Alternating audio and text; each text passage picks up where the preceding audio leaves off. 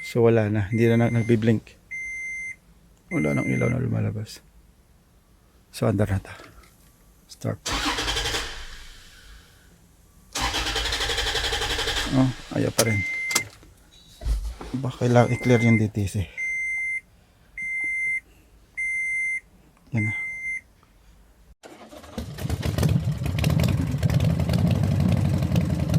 So good evening mga boss, welcome sa aking Auto Electrics. So meron tayo itong FG Crosser, Toyota FG Crosser.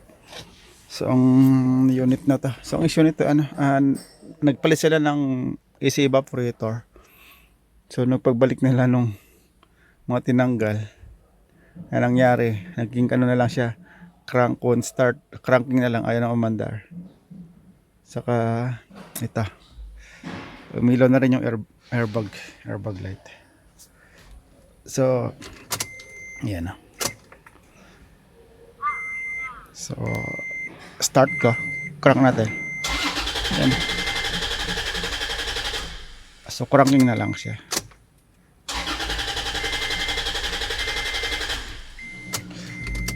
So crank on start. So nagpalit na sila ng evaporator. So siyempre binakla sila itong buo. Galing sa location namin, sa ibang location. So wala silang scanner doon.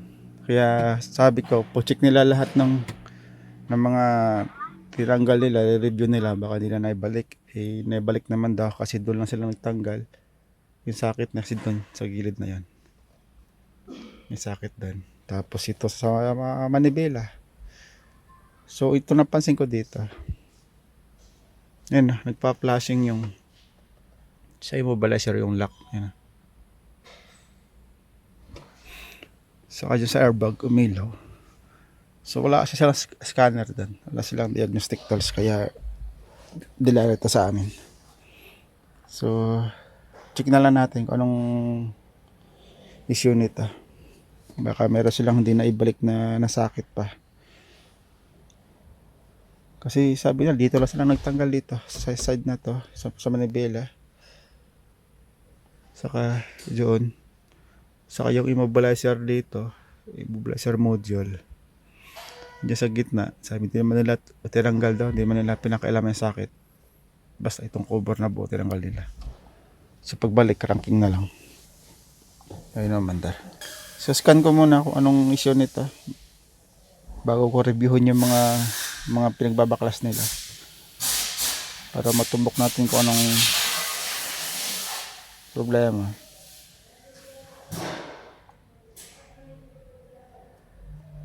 Kasi sabi ko review nila yung mga tinanggal nila. Okay naman daw. Kaya sabi ko balik mo na lang lahat ng pinatatanggal nyo tapos dalhin dito sa shop. 2016 na naka-record dito. 2012. Pero ano to? 2021 model.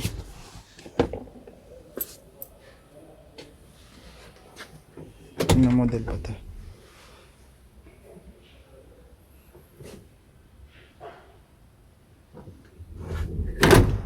Pwede 22 pala itong FG Cruiser na to. Pero dito sa scanner ang binabasa niya 2020 2012 ang binabasa rito. Pero sinili ko sa 2016.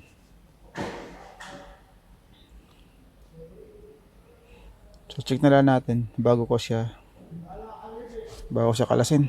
Kung anong dapat kalasin para makita natin. Bago ko reviewin yung ginawa nila.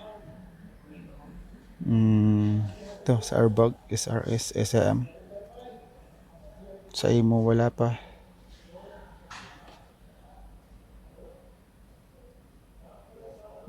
Ito sa imo immobilizer sa SME-City 1604 stability malfunction. Sa airbag driver P1801 open in driver squid circuit. So sa airbag sa coil ito, spiral coil.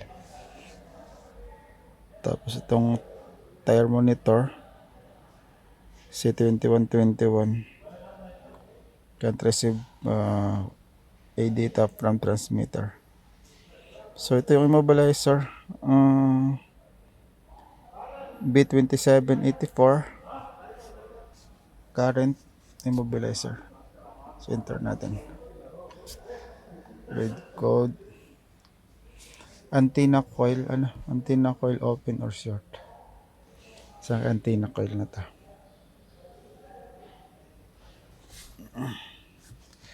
So search code tayo para hindi na naibalik antenna coil. Ito Toyota DTC B2784. Antenna coil open within the smart key immobilizer system. Prevent car from crashing top. Antenna post start or key slot. Okay. Sa post start o sa key slot. So bali ito pa yung ano niya na. Yung kadugtong ito kanina. So antenna coil sa taas mo na system fault, the car immobilizer system can't read the responder chip in your key. Antenna coil, the P2784 code point to a problem with the antenna coil which detect the key signal for authorization. Common location causes antenna coil often located near the post start or key ignition cycle cylinder. So okay, tayo. Tingnan natin tong sa susi na ta. Pero nag-on, no, baka dito yung antenna coil sa cylinder na ta. So okay. So ito lang kayo cover ng manibela manibela ng cover. So mas madali itong ma-access yung para ma-access natin yung cylinder na yan. Ayun nga. Hindi na ilagay yung socket. Sana yan. Ito. Hindi nga nakabit ang socket. Ano? Nakalimutan. Kasi siguro hindi na nila kasi hindi nila tinignan. Baka hindi naman sila nila mani-review ito. So natanggal ito. Ito sakit kita niya. Ayan o, hindi nakasaksak. So kabit ko muna.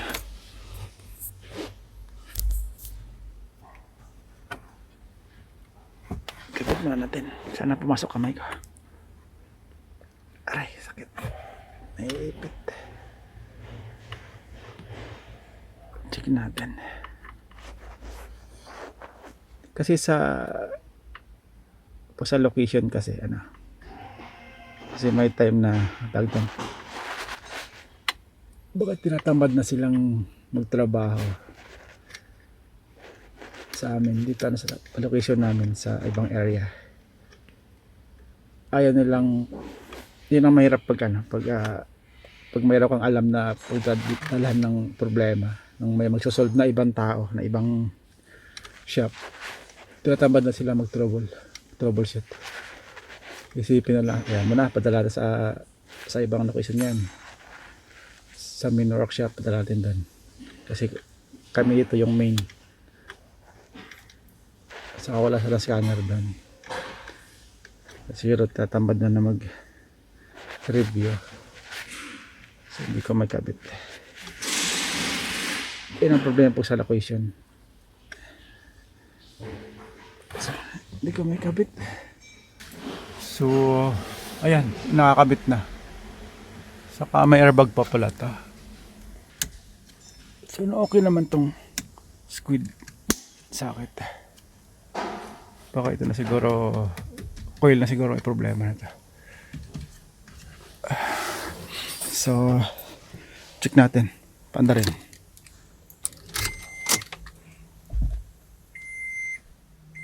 So, wala na. Hindi na nagbiblink. Wala nang ilaw na lumalabas. So, andar na ito. Start. Oh, ayaw pa rin. Baka kailangan i-clear yung DTC. Yan na. Clear DTC. Fault code complete. Okay. Up. Start.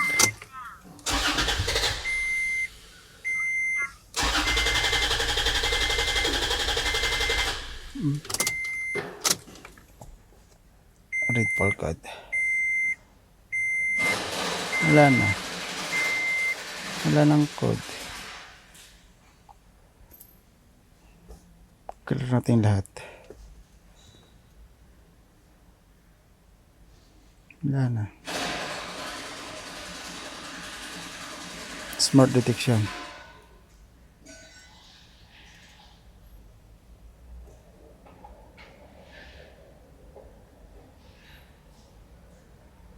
Wala na. Start. Wala na yung airbag. Tinanggal ko lang dito yung ano. Tapos binalik ko yung socket. Ayan. Nawala na rin yung airbag. Airbag light. O baka nag-clear ako ng DTC kaya nawala. Tapos okay na.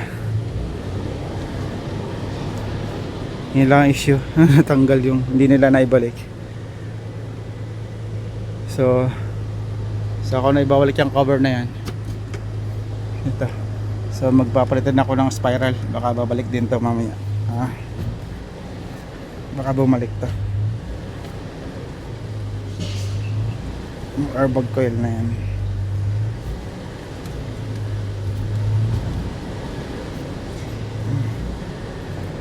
Yun lang. Orderan ko na lang muna to ng spiral coil. Pero sa immobilizer okay lang.